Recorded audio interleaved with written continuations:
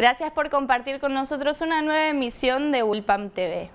En un nuevo aniversario de la reforma universitaria de 1918 hablaremos con Héctor Gómez, ex docente de nuestra universidad y con una larga historia de militancia.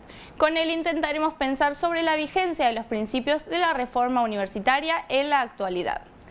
Nuestro habitual espacio de informes estará dedicado al Instituto de Estudios Regionales, OIER. Vamos a conocer un poco de su historia, sus protagonistas y una publicación que recoge sus principales preocupaciones. Hablamos del libro Debate sobre la Pampa a 40 años de las clases públicas del IER de la ULPAM, que fue presentado en el aula magna de nuestra universidad y que ya está disponible en la librería de la ULPAM.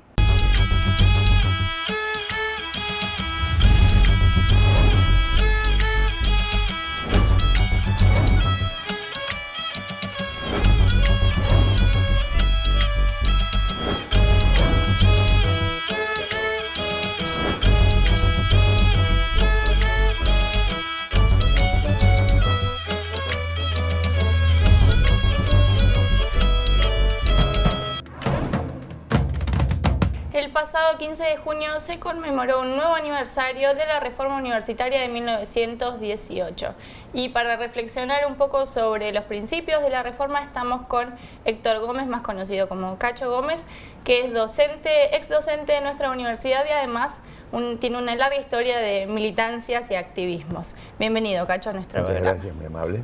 En breves palabras, ¿en qué consistió la reforma universitaria del 18? Bueno, la reforma universitaria del 18 en realidad fue la modernización de una universidad que estaba anquilosada, era escolástica, una universidad que tenía aspectos medievales inclusive, y esta universidad que era una universidad de élite, una universidad donde los profesores y las autoridades también se mantenían siempre en las mismas castas, las castas profesorales, las castas de las academias, retardatarias, se iban reproduciendo y surge la reforma en un mundo cambiante. Son las postrimerías de la Primera Guerra Mundial, desaparecen las potencias centrales en Europa, caen varias dinastías gobernantes, se pasa a nuevos gobiernos más democráticos, y en América se había producido la Revolución Mexicana, en Europa se produce la Revolución Rusa, y en la Argentina se produce un hecho muy importante que es la entrada a la modernidad con la primera elección popular sin fraude de un gobierno argentino, es decir, asume Hipólito Yrigoyen en 1916. Entonces hay vientos de cambio. Pero estos vientos de cambio no se veían reflejados en la educación superior. Por otra parte, el advenimiento de Yrigoyen como presidente determinó que las clases medias argentinas tomaron un nuevo rol, sobre todo los hijos de los inmigrantes. Claro. Hay una cifra que llama la atención: la universidad tenía 3.000 estudiantes en todo el país, pasa a tener 18.000. Y ese crecimiento de la matrícula, así muy importante, son fundamentalmente de clases medias que quieren progresar, quieren títulos universitarios, y no se veía reflejado este cambio en lo que eran los planes de estudios, la forma de gobierno, la forma de hacer la docencia, que estaba sumergida, como dijimos, en un pasado que todo el mundo veía como que ya no podía seguir así de esa manera. Entonces, surge justamente, había 3 universidades nacionales, la más antigua la de Córdoba, la segunda de antigüedad la Universidad de Buenos Aires, y la tercera, diríamos, la Universidad del Positivismo, la Universidad de La Plata, la generación del 80. Bueno, en esas 3 universidades, la más retardataria es la de Córdoba, que estaba muy ligada a la iglesia, al clericalismo, y a las clases dominantes, diríamos, en esa provincia mediterránea. Y allí es donde surge una rebelión estudiantil pidiendo cambios de planes de estudio, cambios en la modalidad de hacer la enseñanza, piden cambios en la elección de las autoridades y en la elección de los profesores. Ahí estalla la reforma, en la más retardataria de las universidades estalla la reforma universitaria. que fue actos multitudinarios con actores nuevos, que realmente es una cosa que se transmite de manera eléctrica, diríamos, al resto de las universidades argentinas, estas dos universidades, y después con el tiempo se transmitió a los países vecinos. O sea, típicamente Perú, Chile y otros países tuvieron la impronta de la reforma universitaria del 18 en Córdoba, como movimiento libertario, como movimiento de renovación universitaria. Entre estos actores nuevos, ¿podrías mencionar, además de estos estudiantes de clases populares ligadas a un sector de inmigración, qué otros actores nuevos aparecen? Bueno, aparece, por ejemplo, el redactor del Manifiesto de la Reforma, Deodoro Roca, un intelectual español, cordobés. Aparecen muchas personas que tienen una gran trascendencia política en ese momento, Alfredo Palacios, que sale a respaldar, salen también personas como Gabriel del Mazo, que fue presidente de la FUBA. O sea, hay una serie de intelectuales que surgen, la lista es mucho más larga que la que he dado, ha sido muy breve, pero que surge con gran fuerza apoyando este reclamo estudiantil. Y el gobierno de Irigoyen acompaña a este reclamo. Cuando se producen estas grandes manifestaciones y se produce la toma de la Universidad de Córdoba, apoya e interviene en la universidad. Y a partir de allí empieza, a través de delegados, interventores, comienza una tarea de demoler lo antiguo para imponer cosas nuevas. ¿Qué es lo que se pretendía? Fundamentalmente democratizar la universidad. Digamos que el hecho fundamental era la democratización. ¿Y cómo se logra la democratización? Bueno, con la participación de los estudiantes en el cogobierno, que es el centro, el punto básico. Y después hay una serie de cosas muy importantes, como puede ser que los profesores no sean nombrados por las camarillas, sino que sean designados por los concursos libres. Aparece la cátedra libre, aparece la periodicidad en la cátedra, o sea que el docente no queda para siempre, sino que el docente puede hacer cada tanto tiempo revalidar su condición de buen docente, de mejor docente posible, a través de los concursos regulares y periódicos. Aparece, digamos, la ciencia, o sea, esa universidad escolástica estaba peleada con la ciencia. Entonces, digamos que viene el advenimiento de la investigación científica como un hecho sumamente relevante dentro de lo que es la universidad.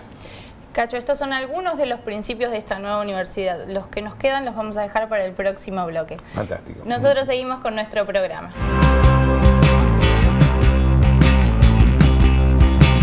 El Instituto de Estudios Regionales de la Universidad Nacional de La Pampa albergó en la década del 70 a un grupo de jóvenes entusiastas que bregaban por un cambio profundo en la sociedad.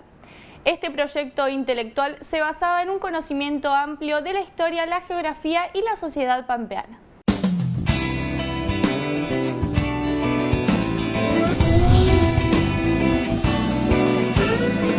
La década del 60 y especialmente la del 70 son momentos, no solo en la Argentina, sino en todo el mundo, de gran movilización social y política. Es una época de cambio histórico que parecía que marchaba hacia una transformación radical de las estructuras sociales, políticas y culturales.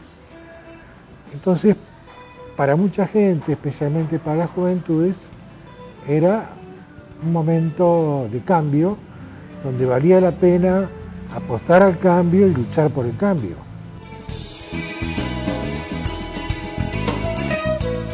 Bueno, el Instituto de Estudios Regionales, como dependencia de la Universidad Nacional de La Pampa, en el año 74, cuando iniciamos la gestión del nuevo equipo normalizador de la universidad, era la idea, sobre todo, de organizar la investigación y promover el desarrollo de proyectos de investigación en la línea de estudios regionales, es decir, enfocando la realidad local de La Pampa y su zona de influencia como una manera de adaptar el nivel de los trabajos universitarios a las necesidades de nuestra población, de nuestro desarrollo económico y pensando en servir incluso como consultoría a los organismos públicos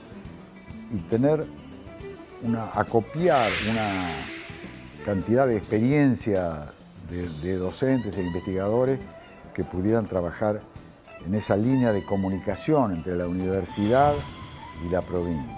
Atelier es fruto de un momento muy breve pero muy dinámico en la historia de la universidad, una universidad muy joven que se había nacionalizado, joven en el sentido de la nacionalización en el 73, en el marco de una reforma universitaria que hace una nueva gestión en el 74, las universidades estaban intervenidas.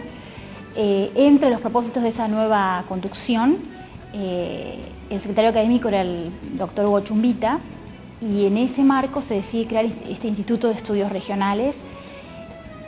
Estamos en el año 74. La nacionalización de la universidad y esta iniciativa coinciden con la recuperación del proceso democrático, con la salida de la penúltima dictadura militar y un gobierno popular con el proyecto del peronismo de reconstrucción nacional, que es el contexto de ese momento que nos permite incluso encontrar una rápida respuesta popular de la sociedad a estas ideas de renovación, de poner el conocimiento al servicio de todos los intereses de nuestra población. Esto fue lo que frustró todo lo que pudimos desarrollar en un par de años muy fructíferos, pero que fueron truncados primero por una intervención y luego por el golpe militar que arrasó con el instituto, directamente lo liquidó.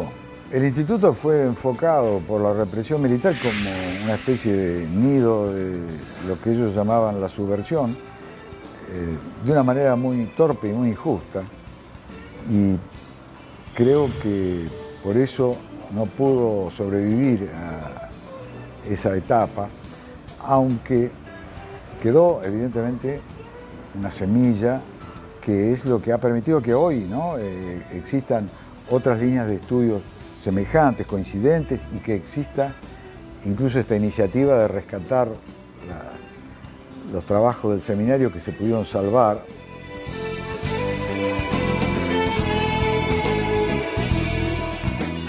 El IER era un instituto con múltiples actividades y objetivos, y de hecho se generaron un equipo, varios proyectos de investigación, 30 personas, donde había una activa participación de estudiantes y de jóvenes graduados.